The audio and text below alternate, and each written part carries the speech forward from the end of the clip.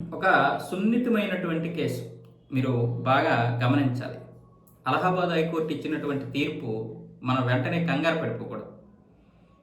తలాక్ అనేది చెల్లుతుంది అని అలహాబాద్ హైకోర్టు ప్రధాన న్యాయమూర్తి అయితే ఒక తీర్పు ఇచ్చారు నిన్న. ఈ తీర్పు ముఖ్య ఉద్దేశం ఏంటనేది మీరు మొత్తం వీడియో చూస్తే అర్థమవుతుంది. జమైరా రియాజ్ అనే మహిళకి 2005లో తన మొదటి భర్త విడాకులు ఇచ్చాడు. ఎలాగా? తలాక్ అని చెప్పి, షరియా చట్టం ప్రకారం తలాక్ అని చెప్పేశాడు. ఆవిడికి విడాకులు మంజూరు అయిపోయినట్లు. అయితే చట్టబద్ధత కోరుతూ వాళ్ళు సివిల్ కోర్టులో కేసు పెట్టారు. సివిల్ కోర్టు 2013లో వీళ్ళకి చట్టబద్ధంగా విడాకులు ఇచ్చింది. కానీ ఈవిడేం చేసింది? 2012లోనే రెండో వివాహం చేసుకుంది. అంటే కోర్టు ఇంకా విడాకులు ఇవ్వలేదు చట్టబద్ధంగా. విడాకులు ఇవ్వకముందే ఈవిడ రెండో వివాహం చేసుకుంది ఇంకొక ముస్లిం వ్యక్తిని. అయితే ఈ యొక్క ప్రాసెస్లో కొన్ని సంవత్సరాలు సాగిన తర్వాత ఆ రెండో భర్త ఆవిడని చూడడం మానేశాడు. ఇప్పుడు ఆవిడేం చేసిందంటే అలహాబాద్ హైకోర్టులో పిటిషన్ దాఖలు చేసింది. నా రెండో భర్త నన్ను చూడడం లేదు, నాకు అతని నుంచి భరణం ఇప్పించండి అని పిటిషన్ దాఖలు చేసింది. దాన్ని పరిశీలించినటువంటి హైకోర్టు మరి ఆవిడికి భరణం ఇవ్వాలి కదా, మరి నువ్వు చూడకపోతే అని భర్తని అడిగింది, రెండో భర్తని. దానికి రెండో భర్త లాయర్ ఏం చెప్పాడంటే, వాస్తవానికి మీరు అన్నది కరెక్టే కానీ ఎవరన్నా, ఆవిడ 2013లో మొదటి భర్త నుంచి విడాకులు తీసుకుంది. కానీ విడాకులు రాకముందే 2012లో నా క్లయింట్ అయినటువంటి మహమ్మద్ రఫీను ఎవరినో మొత్తానికి వివాహం చేసుకుంది. కాబట్టి ఈ రెండో వివాహం చెల్లదు.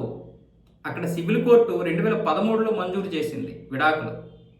2012లోనే ఈవిడ ఆ విషయం చెప్పకుండా పెళ్లి చేసుకుంది. కాబట్టి ఈ వివాహం చెల్లదని ఆ విడాకులకు సంబంధించినటువంటి పత్రాలు జడ్జి గారికి ఇస్తే, జడ్జి గారు పక్కన పడేసి, నీకు తలాక్ ఎప్పుడు చెప్పాడు నీ మొదటి భర్త అని చెప్పాడు. నాకు 2005లోనే నా మొదటి భర్త తలాక్ చెప్పాడు అన్నాడు. అప్పుడు లాయర్కి అన్నాడు, 2005లో తలాక్ చెప్తే అప్పుడే ఈ విడాకులు అయిపోయినట్టు. ఇంకా దీని గురించి డిస్కషన్ వద్దు. ఇదేంటంటే చట్టబద్ధంగా మాత్రమే మీరు 2013లో విడాకులు కోరే, చట్టబద్ధంగా మాత్రమే మీకు 2013లో విడాకులు వచ్చాయి. కానీ వాస్తవంగా ఏంటి అంటే అప్పుడే 2005లోనే ఆవిడకి విడాకులు అయిపోయినట్లు షరియా చట్టం ప్రకారం గమనించాలి.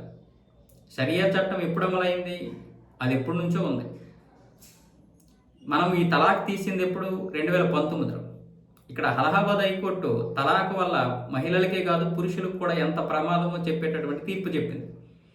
2019లో షరియా చట్టం మొత్తం నాశనం అయిపోయింది. అంటే దాన్ని పక్కన పడేశారు. తలాక్ అనే దాన్ని పక్కన పడేసి చట్టబద్ధం చేశారు ముస్లిం మహిళలకి మంచి జరగాలనే ఉద్దేశంతో. లేకపోతే ఎవడెవడో ఎక్కడెక్కడో ఫోన్లో తలాక్ చెప్పేస్తాడు, లేకపోతే డైరెక్ట్గా తలాక్ చెప్పేస్తాడు. ఏ విధంగా తలాక్ చెప్పినా, ఉత్తరం రాసి తలాక్ చెప్పినా అది విడాకులేనంట.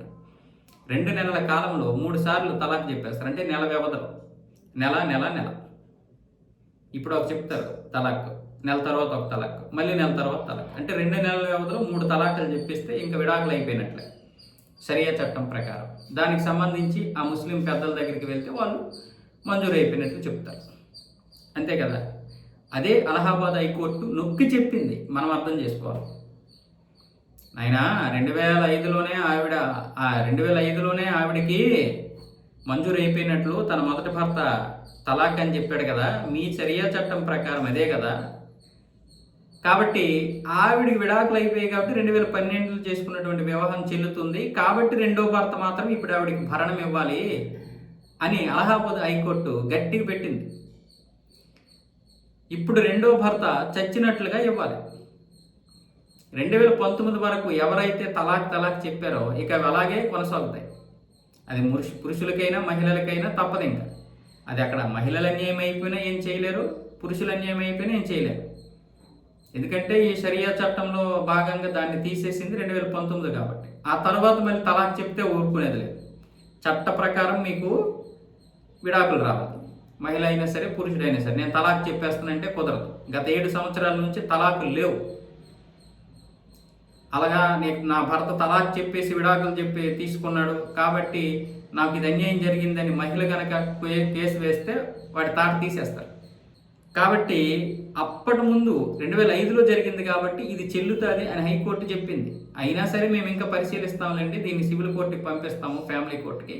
అక్కడ పరిశీలించిన తర్వాత మళ్ళీ తుదిగడు చెప్తాం. కానీ ఇదైతే మాత్రం ఖచ్చితంగా చెల్లుతుంది. మీరు ఖచ్చితంగా ఎవరైతే నీ క్లయింట్ ఉన్నారో రెండవ భర్త, ఆవిడకైతే మాత్రం ఖచ్చితంగా భరణం ఇవ్వాలని చెప్పేశాడు. ఇప్పుడేంటి దీని ఉద్దేశం? ఇప్పుడు దీనివల్ల మహిళలకే కాదు, ముస్లిం పురుషులకు కూడా ప్రమాదమని అర్థమైంది కదా.